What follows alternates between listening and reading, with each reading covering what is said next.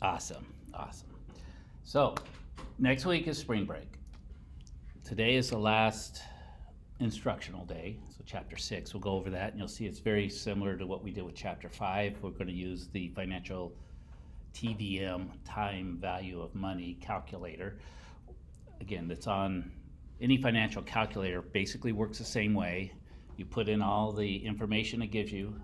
The question will be asking for one of the pieces of information, either the present value of the money, the future value, the monthly payment, something like that. We put everything in and we click on the button we need to solve for. We've got, for the most part, we'll have our answer. Today we'll pick up, they'll be asking a question on loans about how much interest is earned. That one we have to do sort of as an outside calculation, but think it through and we'll be just fine. So what I wanted to do is I made available, I put out an announcement earlier in the week that the midterm exam review module is available now. Now there's no points associated with doing this. However, I think you will find that by going through this review, it works you through problems. Oh, I forgot it. How did I do that last time? Let me see. Where is... Thanks, we'll do it that way. It's still okay. There's a paper clip I was poking in there, Anyway, so the midterm exam review is something very good to start working through once you get through the homework or even sooner. And it is pretty much in order. So let's see. It says it's worth 100 points, but I don't have that in the grade book. But you'll find you will do better on the exam if you go through this. So, and really what it is, it's a collection of the homework problems we've gone through from chapter 1 on. So it'll, if you see something, you say, oh, I know how to do that. Yes, it's fine to skip over it. Okay, oh, chapter 1, I got it down, but chapter 2 I wasn't so sure with. So then you could get to the parts. This percentages was chapter 3, so there's basically these should be problems you've worked through before, but they're give you some practice. And what you'll notice, some of them do have videos that will help you with, some of them don't. Use the graphing calculator or Desmos. You will have access to all the things we've been using in class, so Desmos, the financial calculator, anything I've shown you online. If you come up with something on your own online that you've been using that was helpful, you're welcome to use that as well. So you'll be able to use your phone or your computer during the test. When you take the test, you'll also get a page of notes, front or back, but you'll also have access to any of the electronic tools we've been using. Okay, I did pull up the test. It's 30 questions, all multiple choice. So the answers are there. You just have to choose the right answer. What the coordinators have also done is they've picked a second choice answer that is close because they show how it was worked out that you would get partial credit on. So it's a nicely set up multiple choice where if you got the right answer, you get full points. If you get one that's sort of close but has sort of one error, you still get partial credit. So it's not an all or nothing type thing. But this will be a good way to get you through. Again, you won't have to fill in the blank answers for the test, you just have to choose the right one. Okay, so all the answers will be there. So if you make a big mistake, you won't see your answer there. That tells you try something else. Yeah, I think that's the beauty of multiple choice, is that even if it can also boil down to process of elimination. That's true. A lot of times you can say it can't be this, so I got it down to 2. Let me take a good. And if you get it down to those 2, a lot of times one will be the correct answer, the other will be a good partial credit answer. Yeah, so you'll still like using 50-50 and who wants to be a millionaire. Yeah. So there's looks like 50 questions on the practice. Again, maybe over spring break if you have nothing better to do. Oh, you always have something better to do. But anyway, take a little bit of time maybe and look at that. So then today we're going to get into chapter 6, which is annuities and loans. So some of this will seem very familiar with what we're doing because it's about retirement savings and how much you can pull out of retirement. Again, we're going to be using this financial calculator. So I'm going to open it up. So click on that. It's in its own tab. I'm gonna pull it out of the tab and resize it so it's a little easier for us to use when we get to things that when we get to the quiz.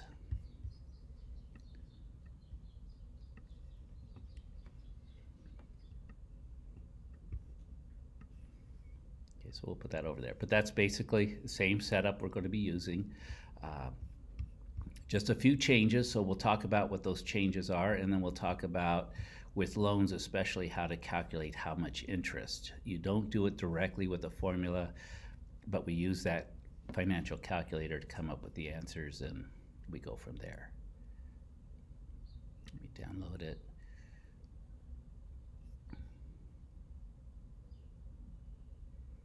And again, the goal of this is to give you a feeling for the mathematics of loans. You know, what happens when the interest rates are higher or lower? What kind of difference does that make?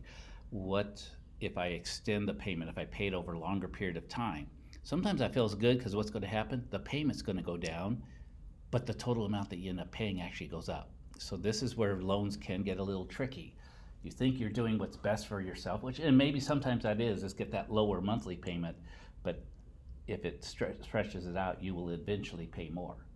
Some people say that's okay because with inflation, the later payments are with cheaper money. You know, so some people make that as a strategy. They take loans out for as long as they can. They know they'll pay more interest, but it's with dollars that have been inflated. Yes, sir. Hey, I'm just curious, on the test, would you be able to help us with problems or no? If you don't understand a question, you can ask a question about it, and if Okay. I'll either be able to answer it or I'll just smile, and that sort of says it's up to you. I'll let you know. So Okay. I can't walk you through the question, but that's what the practice is for. And when we come back, Okay. we'll have a work day. So any Okay. ones that you have difficulties going through, we'll talk about them then.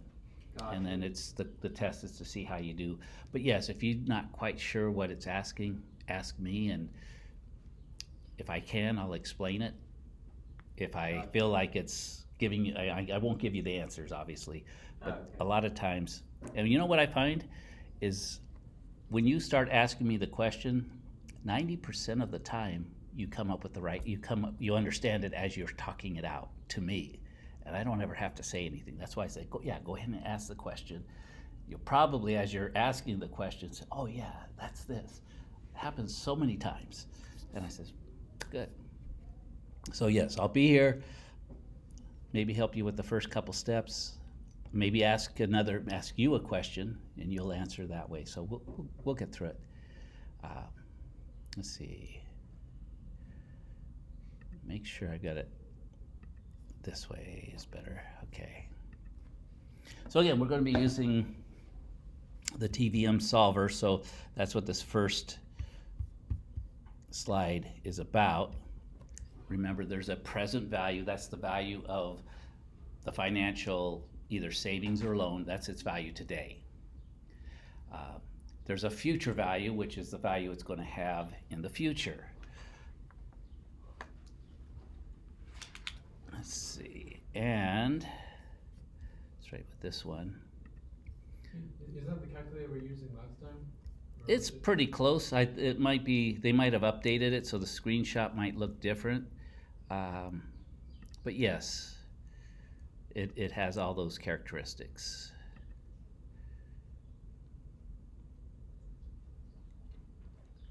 Let me get my, So this one, right? sure, yeah. And again, if any one you find, any TVM, time value of money, they all have the same features. They all have to work the same way, pretty much. So let me highlight one thing. When we get to loans, loans have a special, most loans, almost all loans, have the same future value. What do you think the future value of a loan is? Its present value is how much you borrowed. So say you borrowed $10,000, you're going to pay it back. What's its future value when it's paid off? How much you're gonna make? Well, what would the value of the loan be in the future once it's paid off? How much do you owe on the loan when it's paid off? Nothing. Good. 0. So that's a key part, is you have to think that in most loans, what we're going to do is we have to put in this future value of 0. Now, not all loans are that way. They have some that are called balloon loans, which you pay it down to a certain level and then all that money is due on a certain date. And then you have to either get new financing, or you have to pay it off, or you lose it. Okay, this is a technique that some, like car leases are somewhat like that. You're paying a lease payment, the value of the car is going down, so now 3 years later you could buy it for less money, right? So that's kind of like a balloon loan, or you give the car back. Okay, but this is the key part, is you're going to see the questions won't tell you and a future value of $0, but if it's a loan, that's sort of the assumption, is that when you're going to pay it off and you have $0. Okay, present value is the amount that you borrow. And since that's money coming to us, what kind of value is it? Is it going to be positive or negative? Generally, it's positive, because when you borrow, it comes to you. Now, you may never see the money itself. You buy a car, they don't give you the $20,000. They give it to the auto dealer, but you get the value of that money. Okay, so that's going to be a positive value. Payments, that goes to the bank or whoever you borrowed the money from. So is that going to be a positive or a negative value? Negative, because it goes away from us. So these, remember, the positives and negatives in this calculator deal with the flow, which direction is the money going. And if you just think, is it going to me or away from me? Away from me is negative, to me is positive. It makes it a lot simpler. Future value is 0, so it's neither positive or negative. However, if there is a balance, there's one question that's going to come up with a balance in the quiz. We'll show you that. You'll see that if there's a balance, it's negative, because that's money we would owe. That still needs to come out of our pocket as we pay it off. Okay, and then rates and periods and stuff have nothing to do with this. Compounding, again, most loans are going to be monthly, so the periods are going to be the number of years times 12. So that's so a 30-year home loan, 30 times 12 is 360. You're going to use that number a lot. 15-year home loan, 15 times 12 is 180. You'll see that a lot. 5-year car loan, 12 times 5 is 60, 60-month payment. So that's basically how we're going to use this. And again, it does the math for us. We fill in all the numbers, and then we click on the button that we want to calculate. And a lot of times the calculation is how much is the monthly payment. Okay, and this is really good, because then you can say, well, if I can qualify for this kind of a rate, what would my monthly payment be? If I extend it, if I make an extra, payments for an extra year, what is that? Oh, that brings the monthly payment down. But again, what we're going to see, we'll also calculate, it will also increase the total payments that we make. Okay, so loan payments, credit cards, and mortgages. So the basics, the principal is the amount of money owed at any particular time. So it's the amount we first borrow is all the loan, and then we make payments. The principal will go down. We owe less and less money. An installment loan is called an amortized loan. I have a hard time with that. It's actually a Latin word. Similar to the Spanish word. Does anyone, what is the word morte, I think it is, mean in Spanish? To kill? Mortize means to kill the loan. And it comes from the Latin, which is, from the Roman. In Roman days, it was actually legal to do bodily harm to somebody if they didn't pay their loan. So this was literally either you killed the loan, or the people who you borrowed the money from could come and basically do you some harm, even kill you. It was legal to do that under those Roman times. So amortized loan is you pay your monthly payments, the loan will eventually go away. An amortization schedule will show that month by month. This much went to principal, this much went to the interest. So you'll see how that works. And we've got a couple examples. The longer you're paying, the more of your money goes towards the principal, the less towards interest. So you'll see the when you're paying the most interest is at the beginning of a loan. Wait, can you go back for a second? Sure. Alright, thank you. You're welcome. So this is again a payment formula that you could actually use, but this is embedded into the calculators we're using, so we won't actually use it. But what I want you to see is that, remember we talked about with the exponent having more power. What's in the exponent? Loan term year. And that gets Number of multiplied by the number of payments per year. So that's where it goes there. Now it's a negative power. So what it actually does is the larger this number gets, the lower the payment gets. So the more time you put into paying back a loan, the smaller each payment is. However, remember, it means we'll be paying interest for a longer period of time, and so it actually, the amount of interest we end up paying does become larger because there are going to be more payments. So it's this kind of thing of, and car dealerships, did I mention before that I used to, because I was in financial planning, we had several car dealerships as our clients. My boss was a previous used car salesman. Now he's doing insurance and financial planning. But he told me, where is the part of a car dealership that makes the most money? There's sales of cars, there's service of cars, but those aren't the areas of greatest income. It's the financing of cars that gets them the greatest income.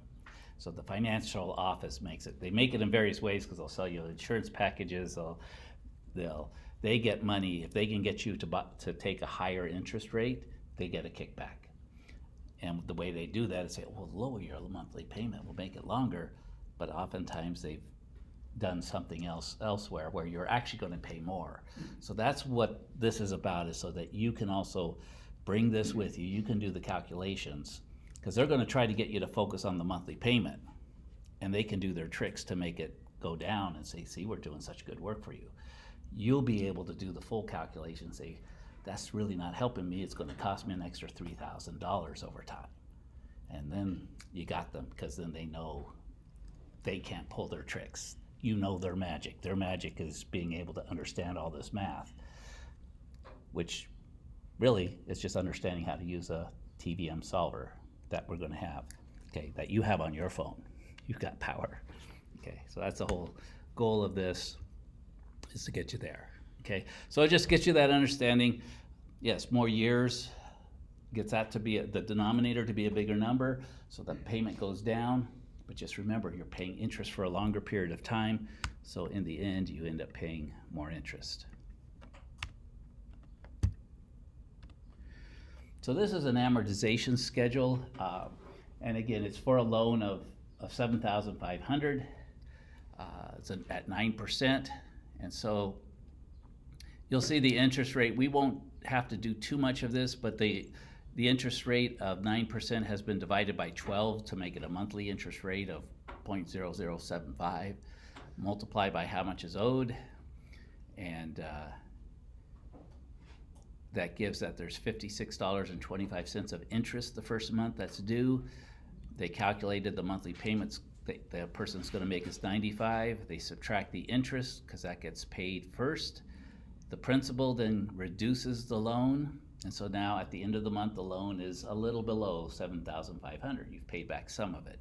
That becomes the new starting balance at the beginning of the month. And again, there's a homework problem in there that's similar like this, and you'll do some of the calculations. Notice the amount of interest owed is slightly lower, 20-some cents, 29 cents lower, and so more principal gets paid.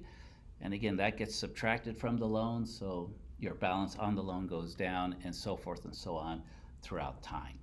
Okay, but what you're going to see is that first payment has the highest amount of interest.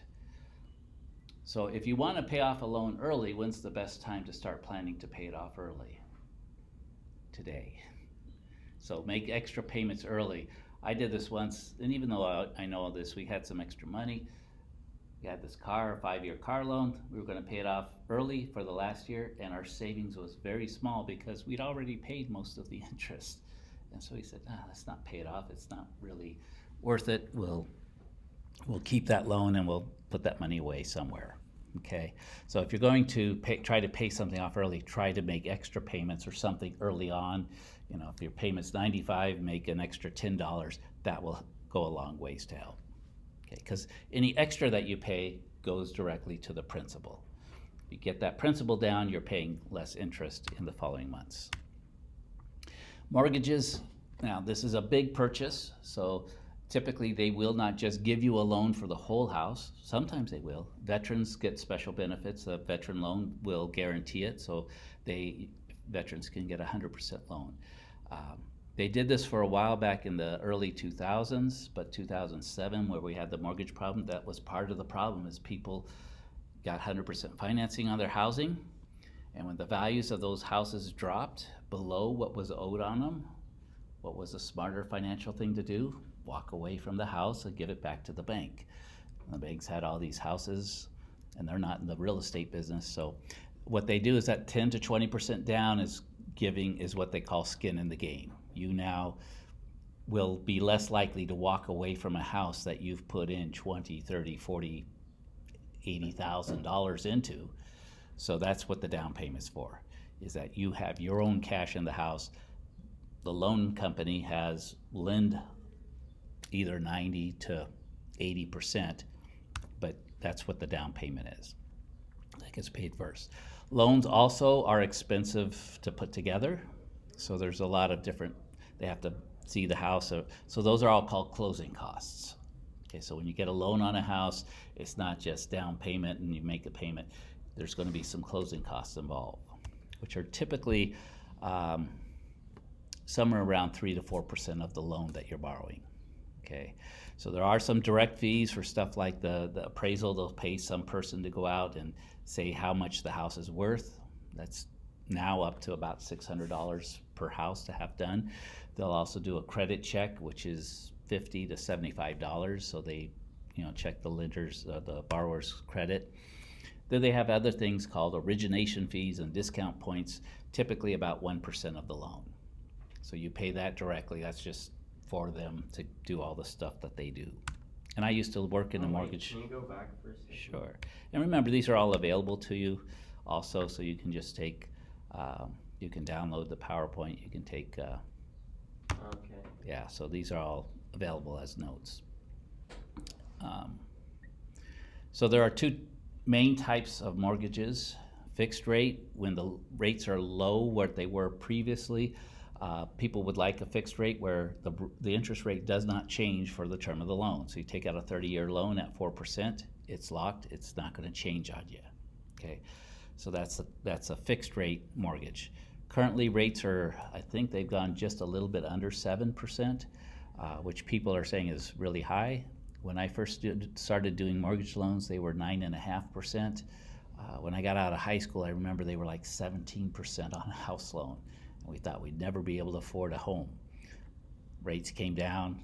Again, when I was doing it, it was anywhere from 9 to, this was when was this? 1985. Rates got up to about 10 or 11. And people were doing the next type of loan, which is called an adjustable rate loan. And what an adjustable rate does is it starts with a lower interest rate for usually the first 1, 2, 3, 4, 5 years. Sometimes they've got these ones that'll go up to 7 years with what they call a teaser rate because it's below the market. But what an adjustable rate mortgage will do, and this is what the problem was, is when banks loaned 100% on houses, they were doing them with adjustable rate mortgages. And they got people into a home at a low interest rate. Interest rates went up, and so when those adjustments came up, and house values were going down, people were saying, my house is worth $50,000 less than what I owe on it, and now you want me to pay $500 a month more, I'll just walk away from the house, okay? So, but an adjustable rate, the rates can go up or down. And so as interest rates are high to start off with, people will use these because they think, rates will go down, and when they go down, I'll lock in a fixed rate loan. Okay, so it's a nice tool to have, but it does work both ways. If rates keep going up, it can go up and then your monthly payment will go up. Okay, but typically adjustable rates will start at a lower rate. How often do you think Americans on average stay in a house? They buy a house, how long do they stay in it? Probably like a few hours a day, like. Well, oh, no, how much time? Yes, you're right, a couple hours a day probably, but. Not a couple, way more than that, cause there's a lot of Americans that like to just stay inside the whole day. Sure, but how about how long do they live there? How many years do they? Every 5 years? That's about right on. 5 to 7 years is about the average move time. So even though you're taking out most of a 30-year loan or a 15-year loan, people don't finish those because they get a better job and they move. So 5 to 7 years. So sometimes people, that's why an adjustable rate with that first rate maybe is good for 5 to 7 years. It might be smart to go that route. The problem is in 5 to 7 years and you've still got a nice job in this area, now you've got to do something. Rates may go up or they're down, so it's just one of those things that's less known, but we really don't know what tomorrow's going to bring us anyway, right? So I personally relate because I lived in the same house my whole life. or that's some people, they get them, my grandparents have been in the same house. Let's see, I think they got it when I was 2 years old back in 1964. My grandmother's 101 years old. She's still living in that same house. She doesn't want to move. But it was paid off in 30 years, and it's been good for them, So Oh wait, your grandma's 101 years old? yeah, 102 next in May. So Wow. she's healthier than I am. So I think I got more eggs and pigs than she does, and her memory's sharp too. So Wow. this is an example. We won't go too much through it, but when I first started doing this class, I actually got my real estate license a few years ago. I sold a little bit of real estate just to figure out, because I teach this unit. One of my students was a real estate broker, so I put my license with him, and it was fun for a couple years, but that was it. So I dropped it. But anyway, I had them do this closing sheet. So what you can see here, it's kind of small. So again, if you're interested in this, just pull up the PowerPoint and you can see these. What I wanted to highlight a few things. These are all the closing costs. Sometimes the seller pays them, so this is owner's title insurance, and then there's one for the lender. There's notary fees. Look at this, $200 to have someone notarized. Do you know what a notary is? Someone who checks your ID and makes sure you are you. Well, those used to be free things. Sometimes they're provided, but title offices oftentimes will charge us. And then if the person comes to you, they charge an extra mobile notary fee, which maybe makes sense because they got to come to you. But $100 for so sometimes these are there. I remember email doc fees, $75 to email some documents to you. I didn't think they charged for email, but banks will. We used to, when I was in the mortgage company that I worked for, they charged every lender or every borrower a Federal Express delivery fee. However, the bank came every day and picked up our documents. We were a broker, we weren't a bank. And I said, why are we charging people $45 for something that's free to us? I said, well, that's our relationship with the bank. I said, well, okay, but it just didn't seem fair to me that people are getting charged a fee for something that's really not a fee. But there are some of these in there, and sometimes we had a bank president that came in and got a loan with us. He challenged some of them and they took them off. So anyway, some of these things you can do. There are something called recording fees, because what they do is they record it with the county that this is now your house. Those have to be paid, but again, sometimes they're padded. So if you're, just watch for some of these. These are fees that are in there. And they have the totals. Notice in this case they're buying a $275,000 house. Their closing costs are $4,635. They're doing some prepaids, which means you pay some of the taxes and insurance and stuff up front so that there's a cushion. So this person to buy this house had to come in with $19,000. Which is not bad. I think I had her do like a 95% loan or something. But it's all there, so you can kind of review this if it's of interest to you. I've had some students that while they're taking this class, one of them, she said, oh, I have to miss the class. She was investing in a property in the area she was going to move to in a couple years. So she found this kind of helpful. Okay, we're almost there. So this is the big picture, and I think this is our last slide. So not a lot of details. We'll get into the practice quiz. But this is what's telling you sort of what's happening. So notice the blue is interest paid on the loan. And just looking at this rectangle, as this is the total paid over time, what portion is that blue part compared to the pink part? How are these related? Just geometric size.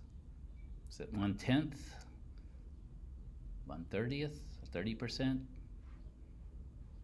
50-50? Any guesses? Say like 60-40, that's where I was going. And as you see that the interest actually curves into this, maybe 60% interest with 40% principal. So this is the thing, when you take out a long-term loan over 30 years, don't be surprised, but you borrowed $100,000, you're gonna pay back a little over $200,000. We're gonna do that calculation because that's one of the things we do in here.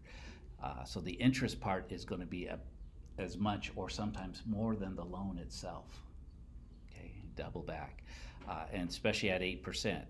Now the lower the interest rate, the lower the amount of interest paid, right? That makes sense. So this will look a little different each time. But typically what happens with lower interest is then your monthly payment is also reduced, okay? But this is a key part, is this, you could draw a diagonal here and more than half of the box is interest. More than half the box is interest. So the way we calculate how much interest has been paid, watch this, because we're gonna do this in the quizzes as well. We take our monthly payment, it's $734. How many times are we going to make that payment during the life of this loan? 30 times? 30 years, but you're going to make that payment each month. So 30 times 12, 360 payments. 360 months. So keep that in mind because you're going to see this number come up a lot. 30 times 12 is 360. You just memorize it. I mean, you'll get it. Okay, so we take this $734, we multiply by 360 because that's how many times it's going to get paid, and what do we get? Now I need some help. If someone's got a calculator out. This is just a simple, this is a multiply, a four-function calculator deal. It's 264,240.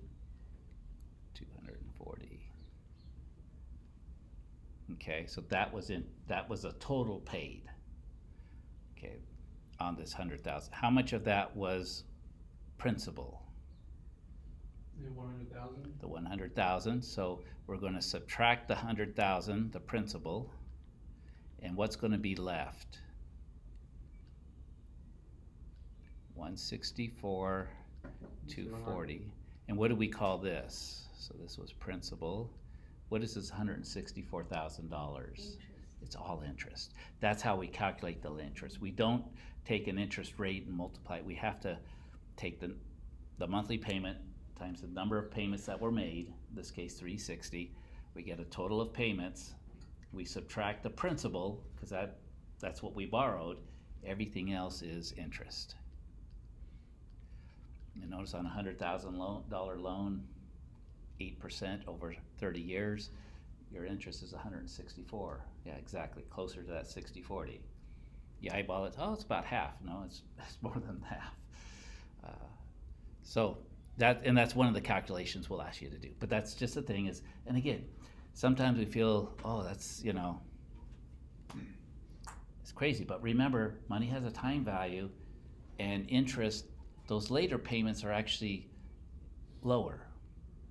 I don't know about you, but when my first job, I feel like my grandpa now, when he's telling me about his first job, he got like 5 cents an hour working as on a cattle farm. I was a dishwasher, I made $2.50 an hour, which seemed like good money at the time. That's back in when was that? That was the late 70s. Today, if you were making $2.50 an hour, would you even take it? Probably not. You laugh at, sometimes there's waitress jobs that would do that, but then you get tips, you make it up, and so, but total, yeah, $2.50, you're not gonna take it. We're closer like to $2.50. $2.50 an yeah. hour. Yeah, you'd laugh at it, but then, and I got a raise in the first week because I got promoted head dishwasher, so I was making $2.90 an hour, and I thought I was gonna live like a king. But now that's not gonna go so far. The thing is, yeah, your salary's gonna go up. Inflation bites into that too, but that's the thing, is a $734 loan that you took out now, 10 years, that $734, what's it really costing you out of your pocket is less, because you're going to probably get some raises, making more money, inflation, all those kind of things. Okay. And let me just make sure, but I'm pretty sure that's my last slide. It is. So now we're going to go ahead and get into Quiz? the quiz and see the calculation, the variety of calculations. Again, there's a few others in here, but we covered it during the PowerPoint. But that last one we did, how to calculate interest, you'll see that, and we'll work through one of those I problems. assume, like, if you're doing these questions, we'll be able to use the TBM calculator? I hope so. I couldn't do it without them.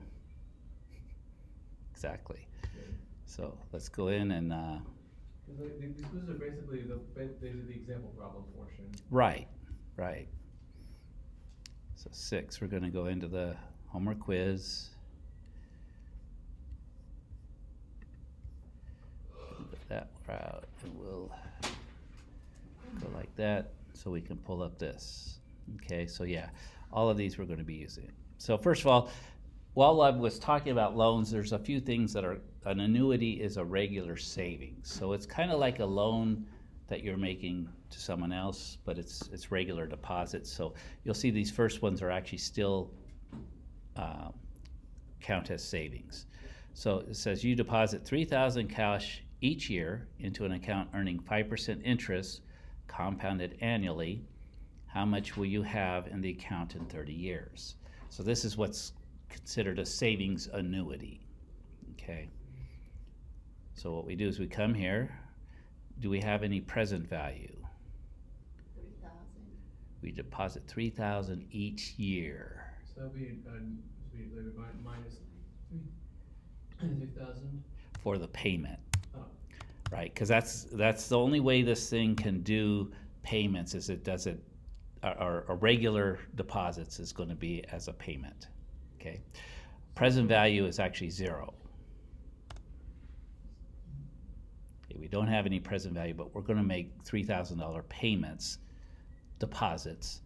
And let's see what else we know. An account earning 5% interest, so annual interest is 5%. Compounded annually, so we're going to say annually. And 30 years. So that's 30 years times how often do we make a payment or deposit? 1 time a year, so 1 times 30 it's just 30. is still 30. But just think of the periods, it's not years directly, it's years times how many payments are made a year. What's left to figure? Future value, and that's what the question's asking for, right? What is the value in 30 years? We click on the future value button, and we got it, almost $200,000. Wow. Now be careful here, make sure you're on annually. Sometimes we're doing most things monthly. If we did this monthly, we'd have a lot more money, because that's $3,000 a month getting deposited is going to be much more than $3,000 a year. So just check all your details, because it may not match. What I'm going to do is, instead of entering, I'm going to go there, and we see, yeah, 199, 316, 54. Your calculator will match the answers perfectly. Okay. But you see, that's what it is. It's just looking over it. But that's one of the things is you see that 3,000 is that sometimes if I do have an initial deposit, I would put that present value in. But when it's just when it's all payments, the only way to do it is listed as a payment, because this is calculating that 3,000 as a first payment and going from there. Okay, so far we good? Mm-hmm. Nothing. It's kind of like what we were doing last time. Suppose you want to have 400,000 for retirement in 30 years. Your account earns 9% interest. Round your answers to the nearest cent. So how much would you need to deposit in the account each month? So there's a question. So would we put, 400,000 into the future value box, right? Very good. That's what we want to have in the future. So that's a future value type thing. Now, see this, we can reset this, so we just clear it all out. So future value, and we want that money to come back to us now or in the future, right? So I would put, I want to have 400,000. I'll enter it as positive because I want it to come back to me. 30 years. So, but do I enter 30 for periods? How much will you need to deposit in the account each month? So we got to be thinking monthly, right? So we're compounding monthly. So those 30 years, 30 times 12, 360 months, periods. Good. Our annual savings rate, 9%. That's pretty good. And they didn't say anything about a present value, so we make the assumption that we don't have anything right now.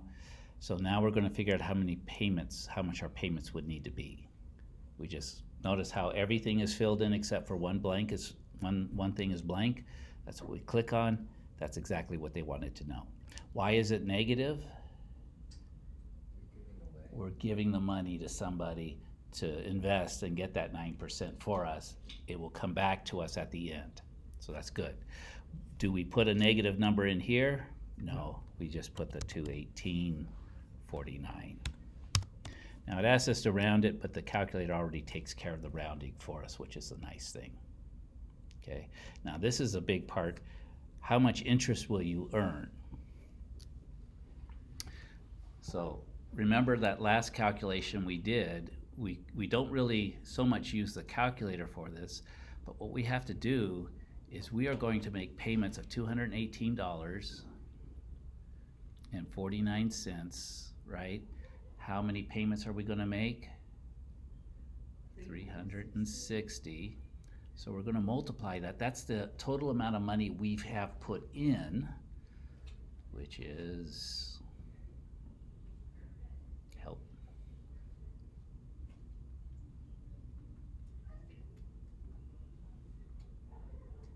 $78,656.4.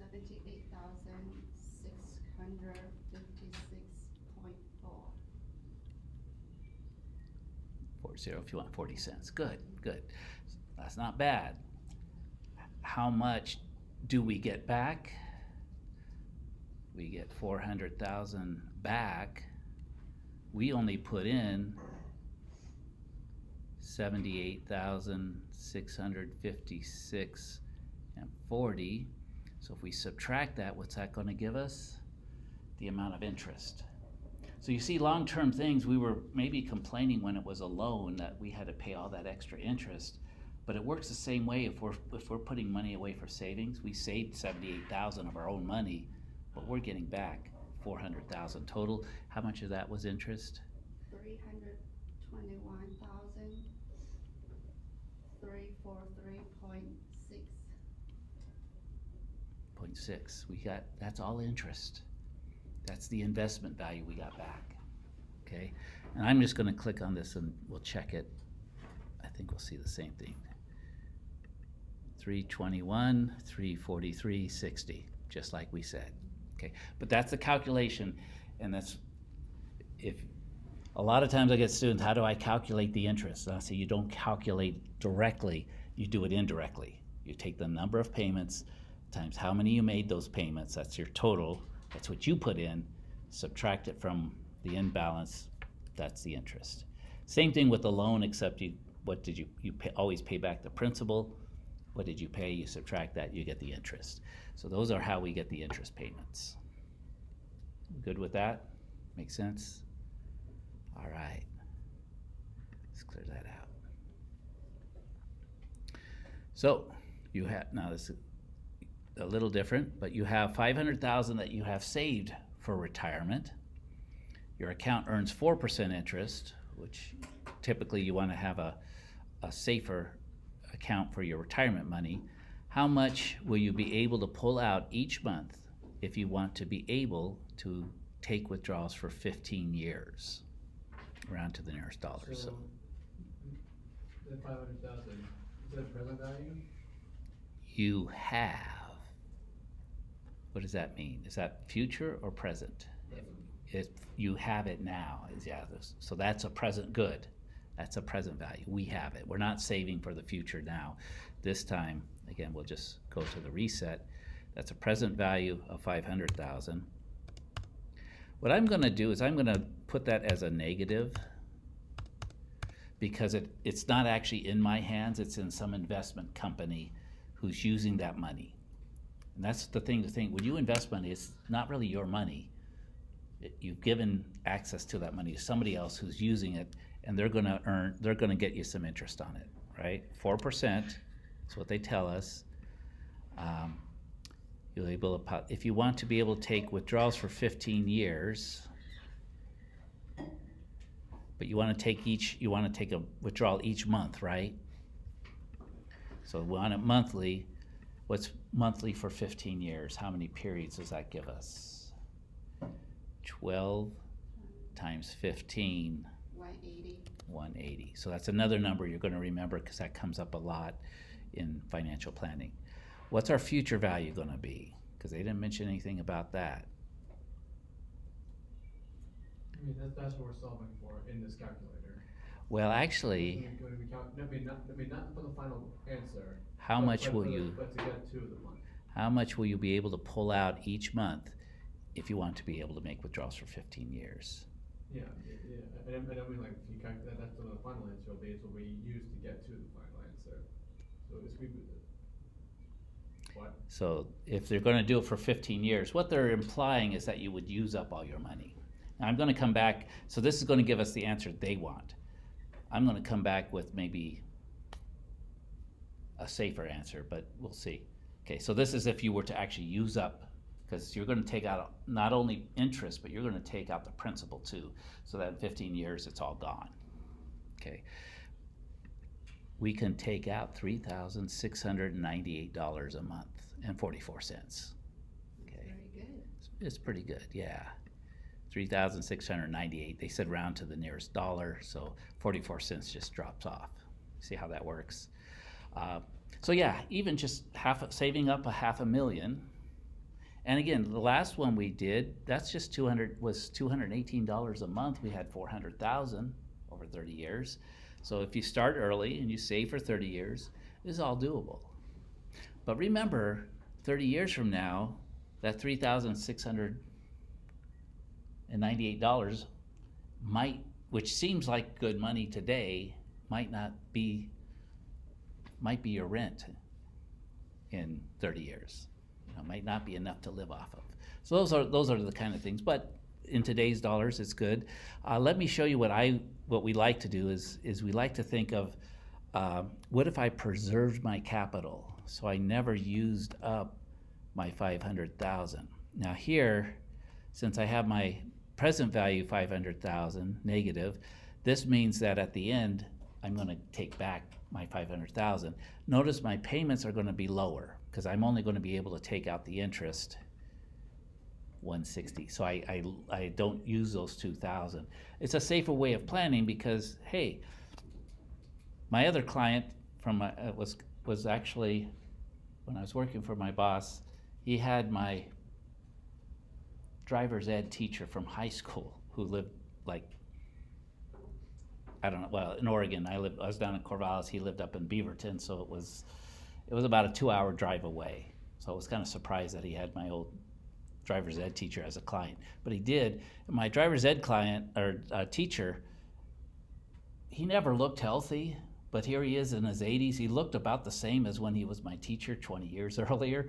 And he says, I didn't think I was going to last that long. I did, when I retired, I wasn't that healthy. I'm still not that healthy, but I'm going. And he had already started giving his money away to his grandkids, and he gave away a lot. He didn't know, we helped him out as much as we could. He still had his Social Security and stuff, but be careful. Sometimes you live longer, you don't want to overlive your resources either.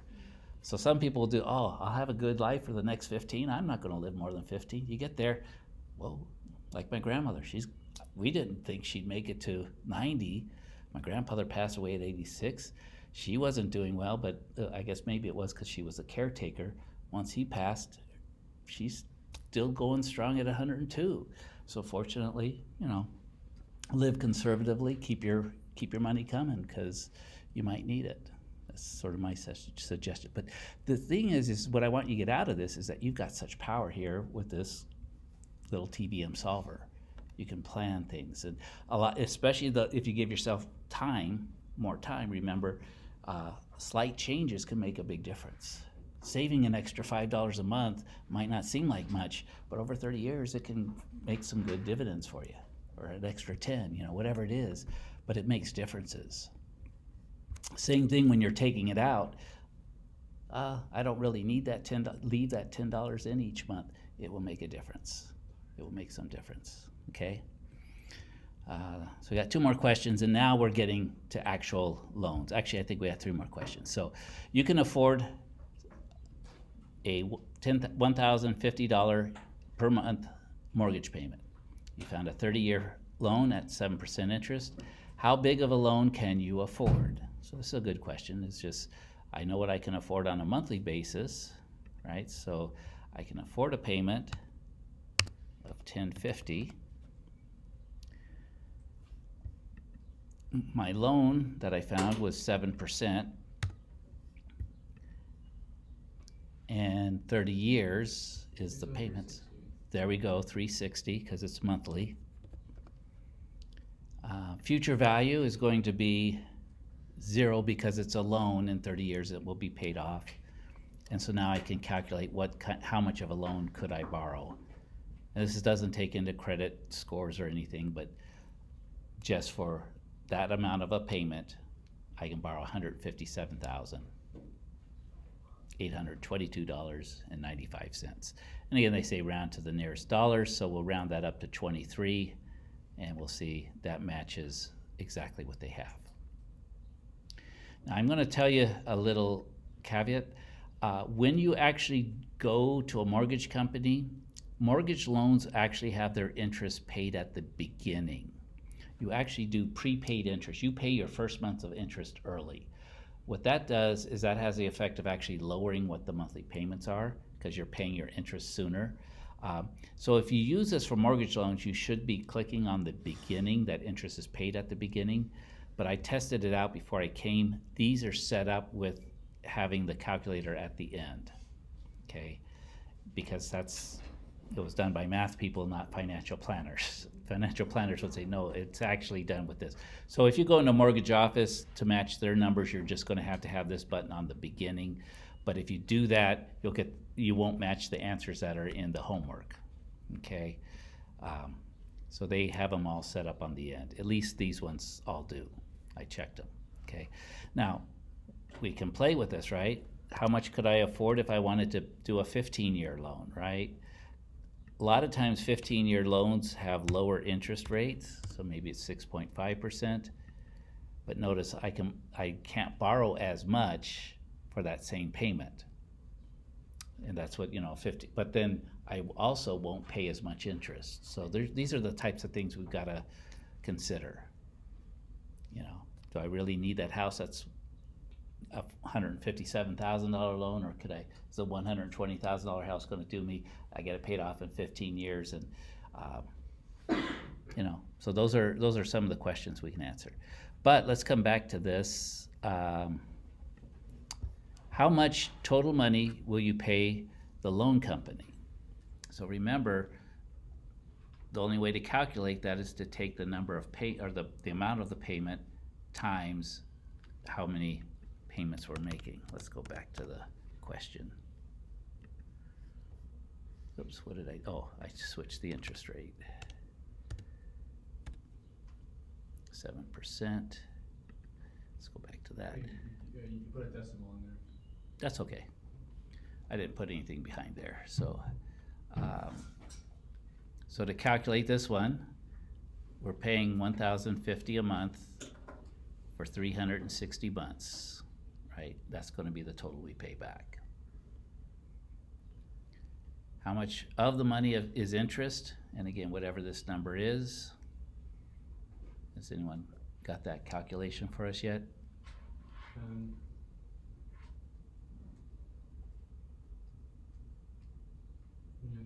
378,000. Is that? Zeros, oh, yeah, a lot of zeros there, okay, cool. And we can, so that should be the amount that's right there. How much did we borrow? We borrowed $157,823, so when we subtract these two, bring this one under here and subtract. So 378 minus what we borrowed.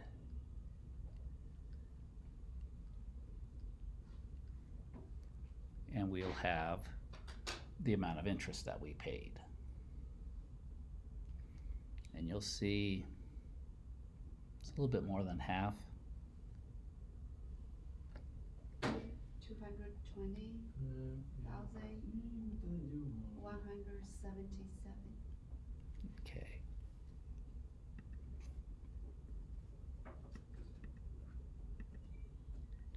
$220,177 exactly. So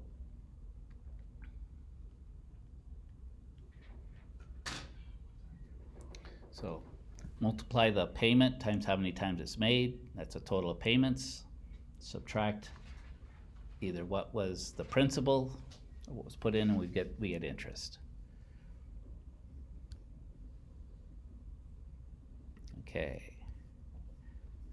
Almost there. You want to take out a $340,000 mortgage loan. This one's going to get, the interest rate is 4.8%, and the loan is for 30 years. Your monthly payments are $1,783.86. How much will still be owed after making payments for 15 years? Round your answer to the nearest dollar. Okay, so this is a little different than what we've done, but we know the loan is $340,000. So where does that number go?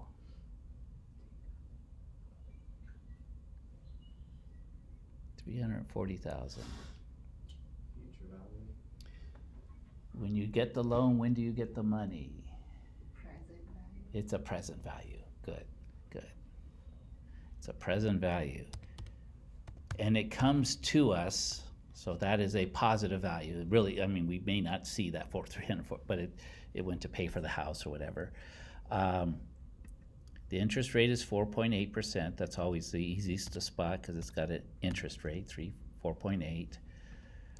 And the loan is for 30 years. So what do we put down here in periods? 30. But we're paying monthly, Oh, okay. 360. We're going to show you, we're going to change that in just a minute. But then they give us our payments have already been calculated for us as $1,783.86. Now, is that a positive or a negative value? Negative because Right. it's a payment. It's a payment. It's going away from us. So 1,783. This is where it's important. If we don't put in that negative, then it assumes that we're making deposits. Oops. How much will still be owed after making payments for 15 years? So still be owed, that question is about a future value, isn't it? But it's not the future value when it's paid off, so we can't just put a zero in here. Can I just click on future value at this point? No, because if I do, it should be about zero. Actually, it's a little bit more, because that's 360 payments. How would I calculate this? I need to tell the system that I'm only gonna make 180 payments, 15 years of payments, right? 15 times 12. After this amount, now if I calculate the future value, it's gonna give me how much is still owed on that loan. And notice it's going to be a negative value because I still owe it. Where's Two. the 15 from? Right here. How much will still be owed after making payments for 15 years? Now again, on your question, it might be different. Because mine was 5, so. it'd There be you go. 60. There you go. So, but notice we could calculate, oh, again, we were talking, maybe I'm gonna move in 5 years or 15 years. How much will I still owe on the house if I make these okay, I owe this much, the house will be worth that much. Okay, we're good. So we can use this, there's flexible ways we can use this calculator. And I'll just click here to show that that was 228,579 rounded, 228,579 rounded. Okay, notice it shows as negative here, but in the answer it's not negative because it's just the amount owed. Okay, so we okay with that one? Now this last one, we're actually not going to use the TVM solver at all because they give us all the information. And so the question is, Roberto bought a $290,000 house, paying 14% down and financing the rest at 6% interest for 30 years. His monthly payments are $1,495.28. How much will he really pay for his $290,000 house?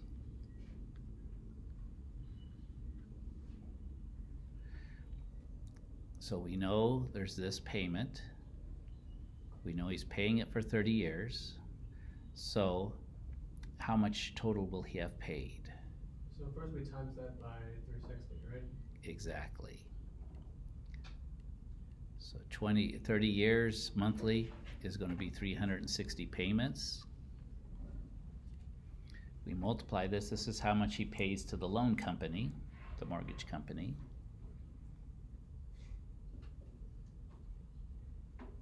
538,380 cents. 80 cents. And then we would subtract 290,000 from that. If they were asking for the interest, but they're not asking for interest, are they? They're asking the total payment. So just that. Actually, there's one more thing. What else did that's what he paid for the loan, but what else did he do? He put 14% of his own money down. So we've got to calculate the down payment, which we had to do last time. So that's $290,000 was what he bought the house for. He paid a 14% down payment. So this was also cash out of his pocket, right? Excuse me, is that multiplied or? Yes. Oh, okay. So those are multiplied. So we're going to multiply this to get the down payment. This was just what was paid back on the loan. This will be the down payment. 40,600. So that's a down payment.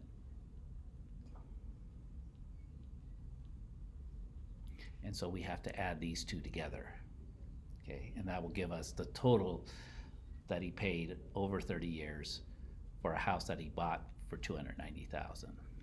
This one's going to be $578,980. They don't tell us.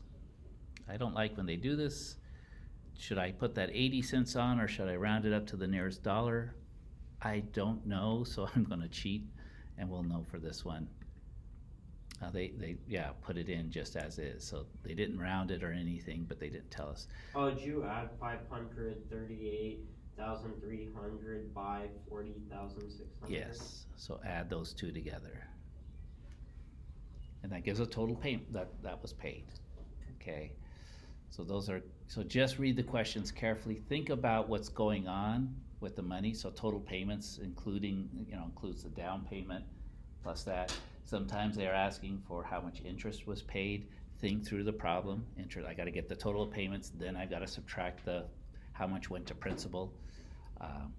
But if you keep these kind of things in mind, you'll be able to do multiple types of problems with financial planning.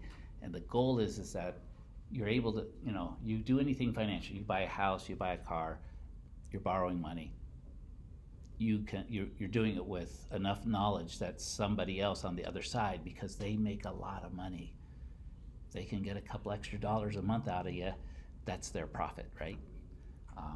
And so these people are good at it. If they can get you a slightly higher interest rate, that in the financial world, that actually gets them a kickback.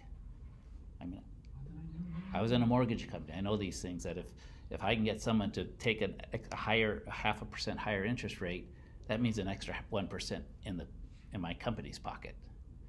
Now, is it ethical to do that? I don't think so. Full disclosure, you need to let your clients know what's going on. I worked with a used car salesman. He even told me, I said, I don't make enough money on these cars. If I do this loan, I'm going to have to charge a fee on this. And I knew the people. I said, oh yeah, you seem to be giving me good, But transparency is great, but a lot of times they don't give you that transparency. So using this financial calculator, you'll be able to keep up with it and know what's going on. Not just let them focus you on what the monthly payment is. Because again, they stretch it out, they can make it lower. Oh, you're helping me out. Well, not really. They're making more money for themselves down the road. And sometimes that's an okay thing to do. Is to say, well, I'm a student right now. This is my money. I know I'm going to get out. I'm going to get a bigger. So it's okay to take a longer period to pay things back and do this, because then maybe 3 years from now I can make extra payments and get it done. But just do it with knowledge. Okay. And there is no right way to do everything. It's just each situation, you have to do what works for you. Well, Okay. once again, I fall into a rut of doing every step as you did, and I still get a wrong answer. Well, there's somewhere along the ways that maybe your numbers are a little different, but we'll take a look at those individually. Any other questions specific to? Okay, so this basically the last two homeworks, primarily using this. In chapter 5, you also had a simple interest calculator, because some of the questions were simple interest, so watch through those. But time value of money, this will be, most modern calculations are not simple interest, so they're all going to use this. Whether it's a loan or a savings, you can use it, and that's the goal, is that you get comfortable with using this so you can start doing your personal planning. How much do I need to save so in 20 years I can retire, 30 years, whatever. If I give myself more time, what's it going to look like? And you can do your own personal planning. When you finish up with this, what should be your goal? Even though it's not a homework assignment? The quiz. The quiz, the review. And again, you don't have to work every question. The ones you know, you look at it, yeah, I know how to do that, but I'm going to work on the ones I'm still struggling, whatever you want to do. But it will give you a feeling, because remember the test, when we get back, we got a break next week. Tuesday, we'll have a day it's an open lab day. We can finish up homeworks. Hopefully you're already done with it, but if not, any questions you have, it's open question day. Work through the review, get ready for that test, and then Thursday after we come back, that's when we'll actually take the test in class. It's a paper version test. It's multiple choice. All you have to do is, we'll have a Scantron for you. You don't have to bring anything else. You'll fill it in. You'll circle the answers on the sheets if you want, and then we'll be all set. You'll do that, and that'll be the first half of the course. The week after that, we switch over. That first Tuesday will be instructional day, Tuesday, and then Thursdays will be lab days. So, same thing, next 6 chapters, 7, 8, 9, 8 through 12. Final exam will just be chapters 7 through 9. So it's really, I would think of it as 2 midterm exams. Final is not going to be comprehensive. It's just 6 chapters, test. 6 chapters, a test on those 6 chapters. And the finals, same type of thing. It'll be 30 questions, multiple choice, and we'll have that date set, and we're all good. We'll have a final project. I'll do a little bit more on that. It's just, but thinking about the math of blank. So some area in your life that you're interested in that involves some kind of math. Hopefully it could be a hobby. Like math or calculations or. Yeah, any type of thing. Sometimes, seeing patterns. I mean, heck, in my case, the example that I think I'm gonna use is when like, the calculations of game engines. Sure. Specifically probably like something like Super Mario, like if you let me hook up my Nintendo Switch and have a game run on the screen, I could demonstrate it using Super Mario World.